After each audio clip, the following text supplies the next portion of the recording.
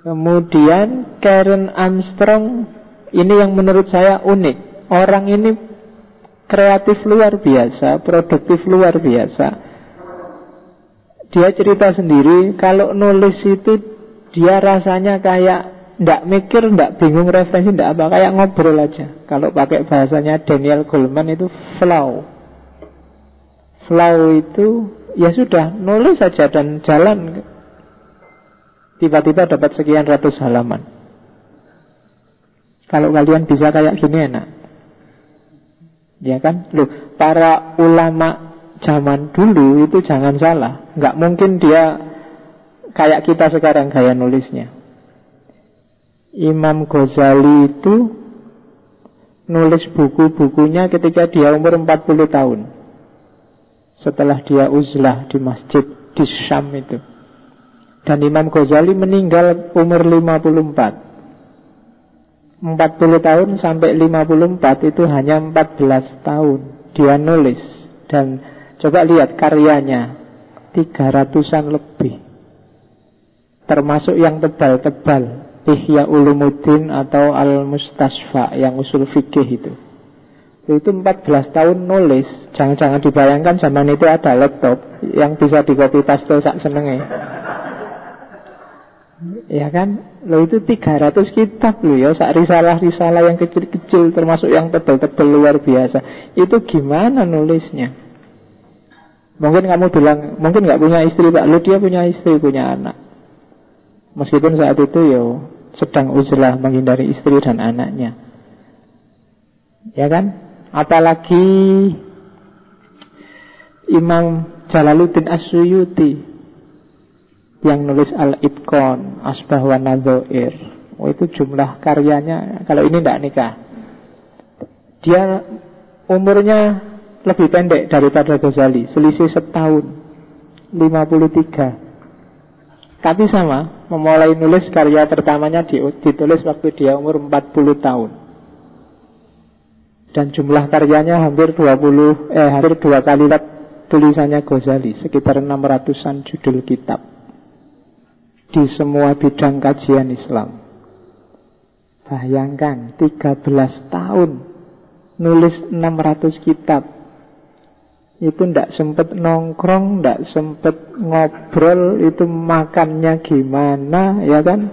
Kapan Facebookan, Twitteran. Zaman itu untungnya nggak ada. Nulisnya kan pakai tinta, pakai pena, itu kan zaman dulu. Itu bisa sampai 600-an judul. Itu kalau ndak dahsyat nggak bisa itu. Nulisnya pakai mesti metode modelnya ilhamiah, intuitif, instinktif. Kalau bahasa sunninya mungkin ada semacam ilmu laduni. Allah yang nuntun. Kalau katanya As-Sa'roni itu di Tobaqot itu, Jalaluddin As-Suyuti itu kalau sedang buntu dia ditemui oleh Nabi Muhammad. Kalau di kitab di catatannya Sa'roni sekitar 75 kali diskusi sama Nabi Muhammad langsung. Ya, dan kamu akan opo ya tenan Pak, ya sakarepmu. Buktinya dia bisa nulis 600 judul kitab. Itu aja bukti konkret. Kan manusia pasti yang bisa kayak gitu. Tinggal kamu kalikan, tinggal kamu bagi. Sehari nulis, seminggu bisa menghasilkan berapa kitab. Ada yang sangat mudah lagi, yang nulis Majmu' syarahnya Muhadzab itu. Majmu' syarah Muhadzab. Iya, Nawawi. Imam Nawawi itu meninggalnya umur 30 tahun. Tapi dia punya banyak karya, termasuk Al-Adhkar, Riyadhus Shalihin. Yang paling berat memang yang Majmu' itu. Majmu' itu sekitar 23 jilid. Cuma Imam Nawawi nggak bisa menyelesaikan full. Dia nulisnya cuma juz 1 sampai juz 9, mulai Toharoh sampai mungkin sekitar bab haji. Tapi dari sisi umurnya hanya 30 tahun loh. Anggap aja balik atau mulai pinter ilmunya umur-umur 20-an lah. Berarti dia hanya punya waktu 10 tahun. Tapi lihat karyanya. Kapan dia sempat mikir, sempat nulis? Ya Imam Nawawi juga tidak nikah sih sebenarnya. Jadi jomblo tapi kreatif. Loh ya kan, termasuk Imam Suyuti. Kalau kamu kan jomblo, isone mau nggak status ning Facebook. Bikin karya dong, biar ada alasannya. Kok kamu jomblo? Ya berkarya no, produktif kok. Gitu loh. Ya kan, kayak Majmu' itu ya, tidak selesai, tidak apa-apa, nanti ada yang meneruskan. Kalau Majmu' itu kan nanti diteruskan oleh Syekh Taqiyuddin As-Subki. Taqiyuddin As-Subki juga sedikit, dia juz 10-11.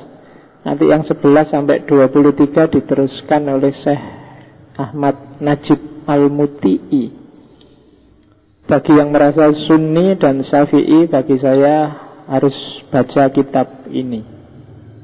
Karena kitab Syafi'iyah yang paling representatif untuk Indonesia itu kan Syafi'i yang Nawawi. Jadi harus sempat nengok-nengok kitab inilah kalau merasa jadi orangnya Syafi'i. Oke, model kayak gini, sampai sana-sana ya ngomongnya. Itu dialami oleh Karen Armstrong. Dia heran sendiri sama dirinya, aku kok bisa ya nulis kayak gini. Tapi tulisannya luar biasa memang. Begitu dia pegang laptop, nulis nggak berhenti sudah, terus dan jadilah setebal itu. Dan kalau di Sufi namanya trans.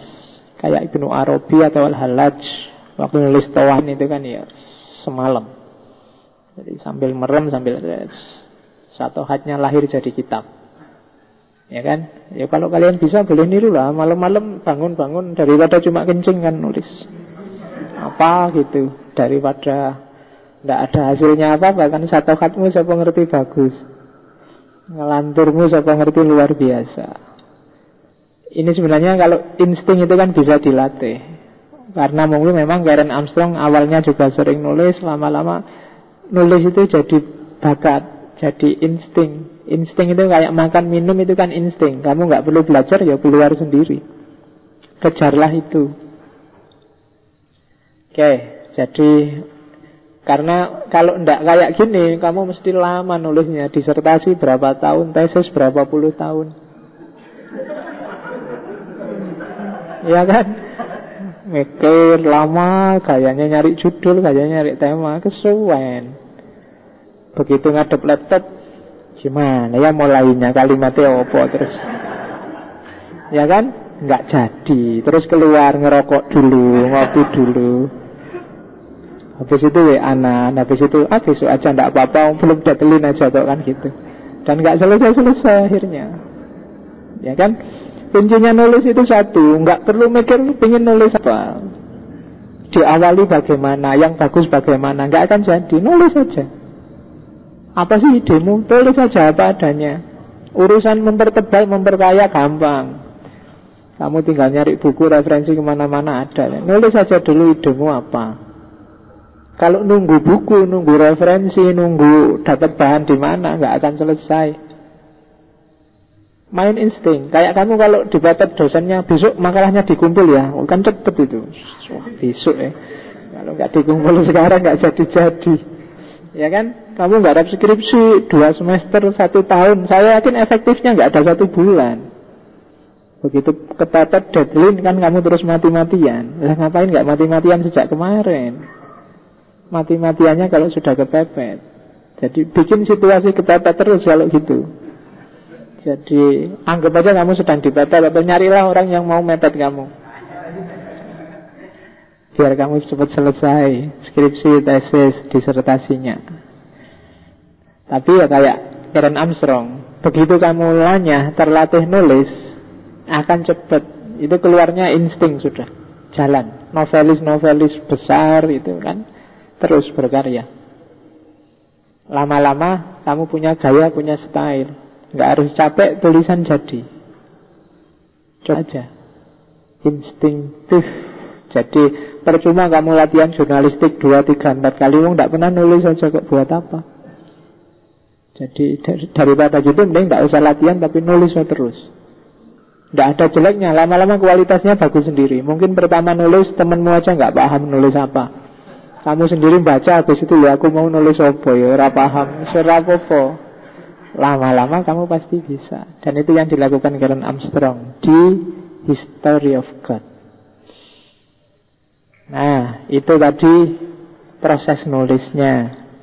Gaya bahasa yang dia pakai itu saya menyebutnya psikoteologis. Teologi itu sebenarnya kajian agama-agama yang rasional, cuma dia mendekatinya secara empatik. Itu yang bikin banyak orang salah paham. Dianggapnya di History of God inilah Karen Armstrong bela agama Islam. Iya sih, ketika ngomong Islam ya dia sangat pro-Islam. Sama dengan ketika dia ngomong Buddha, ngomong Yahudi, ngomong Kristen. Ya nggak usah terlalu seneng, karena memang dia pendekatannya empatik. Agama apapun dia rasakan sebagai seorang insider. Dia rasakan sebagai seorang muslim. Empati itu kan masuk ke dunia yang dibaca. Kalau kamu punya teman kesusahan kan, aku turut berempati. Berarti apa? Turut merasakan seperti yang kamu rasakan. Nah, itu yang dilakukan oleh Karen Armstrong. Makanya buku ini sukses luar biasa, karena dia tidak menghakimi, tidak menganalisis menang-menangan pakai akal kayak para filosof, tapi dia mendekatinya secara empatik, kemudian mendeskripsikannya secara historis. Mengapa ada kepercayaan kayak gini? Dulu asal-usulnya dari mana? Siapa sih yang pertama kali menyebut ini? Orang ini sampai pikirannya kayak gini karena dia ngalami ini, melihat ini, sehingga itu kan pendekatan yang sebagai seorang insider. Hanya insider yang tahu.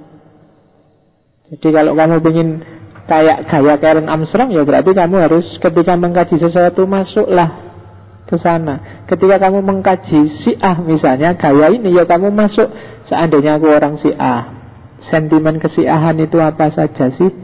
Kenapa sih sampai segitunya misalnya orang Syiah itu pro Ali? Mungkin bisa kamu runut sampai kasus terbunuhnya Husain, sampai kasus bagi mereka dirampasnya haknya Ali. Seandainya kamu yang kayak gitu apa ya? Itu empatik. Jadi memposisikan dirimu sebagai aktor yang main. Misalnya kamu Muhammadiyah belajar NU, ya posisikan dirimu sebagai seorang tradisionalis versi NU. Itu empatik. Apa yang kamu rasakan? Seandainya kamu ziarah, kamu tawasul, terus dimaki-maki orang, bid'ah apalah, itu kan empatik. Kamu masuk ke dunianya. Iya ya, seandainya aku digituin juga tidak mau. Sama juga, seandainya aku Wahabi terus ada orang bunyi-bunyi kayak gitu, ya masalah. Itu namanya empatik. Selama ini orang mengkaji agama, aliran-aliran keagamaan itu biasanya modelnya tidak empatik tapi berjarak.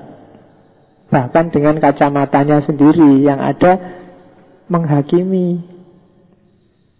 Dari agamanya sendiri dia tampilkan, dia tunjukkan yang bagus-bagus, dari yang lain dia cari yang jelek-jelek.